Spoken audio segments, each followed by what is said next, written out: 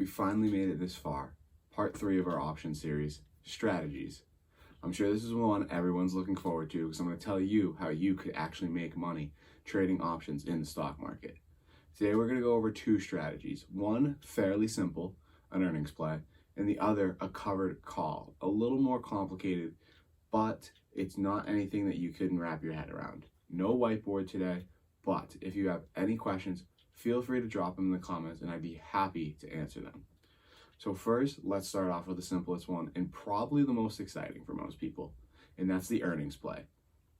It's simple. You buy a call or a put, depending on how you think the company is going to perform on earnings, for the same week expiration or maybe a week out expiration, and you're hoping to take advantage of a volatility crunch. So for example, if you say bought a $34 call of IBM, currently trading at 33 on the day they reported earnings, and then they report earnings and the stock shoots up to 36, you're $2 in the money. Now, of course, we talked last week about how to exercise options. Typically, when you're doing an earnings play, you're not there to exercise the option. You're there to take advantage of the supply and demand on the contract. So you're hoping that that contract shoots up in value because it becomes more demanded due to the fact that it's so in the money. And that's really it. And the same side, on the put side, let's say you do the same thing. IBM, you think the earnings are going to be bad, you think the stock's going to go down.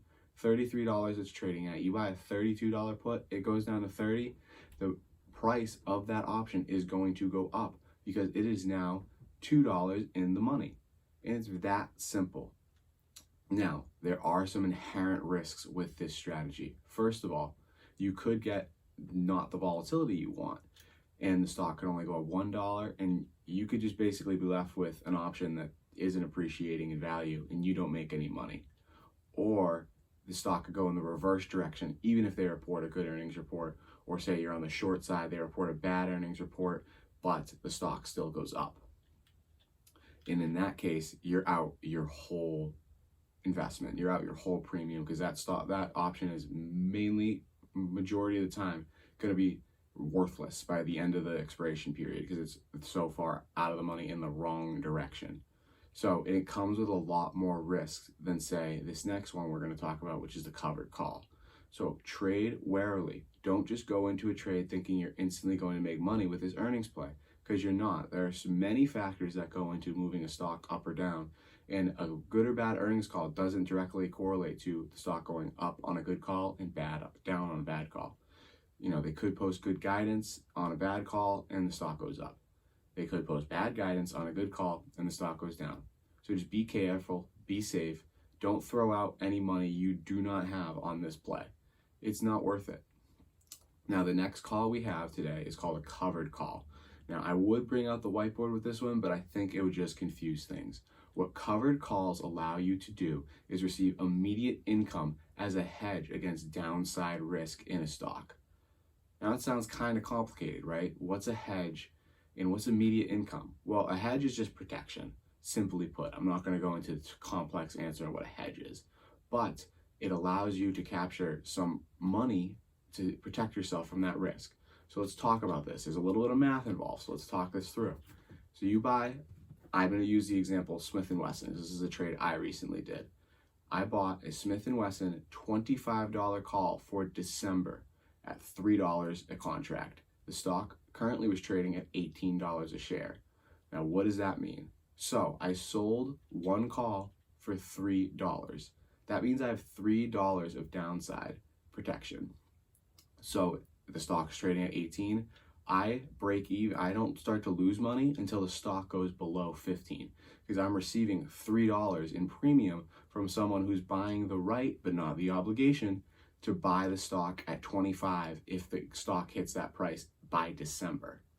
And it's a great way to capture not only immediate income, but also protect yourself from downside in the markets, especially in super volatile times like this, where companies can go up or down super quickly. Having that downside protection of the immediate income is huge. It's massive. It allows you to stay in good companies for longer because you're no longer losing money if you're just below the price you bought it at. So in my case, I bought the stock at $18.50.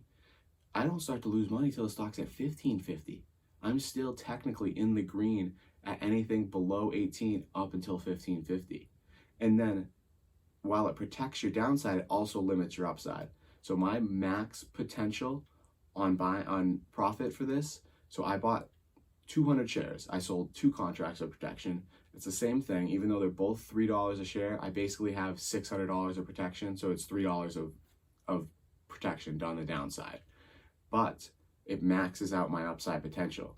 I can only make roughly $2,000 on the trade, because in December, if it's above 25, that contract will be exercised, and I will have to sell my shares to someone who bought those contracts, and I'll have to sell it at 25 regardless. The stock could be at 30, and I just missed out on $1,000 of profit. But for the downside protection of having $300 $600 downside protection, $3 off my cost basis, it's worth the risk. And I did my math out, and Smith & Wesson doesn't typically travel out of that $25 range, so I'm just going to get income for nothing, no matter what, in my opinion, in my mind, how I work the trade out.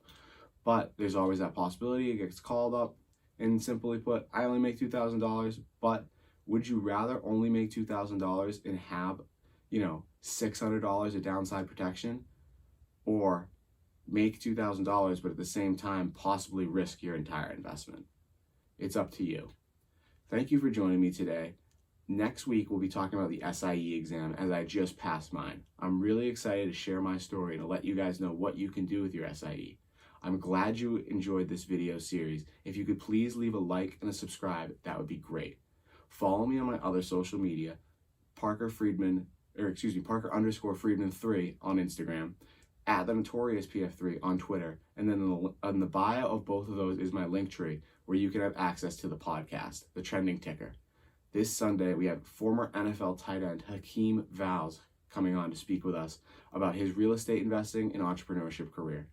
I'm really looking forward to that interview, and I'm really looking forward to sharing it with you guys. I'll also put the link tree in the description of this video to help you guys out. Thank you so much for watching, and like I said, please like and subscribe.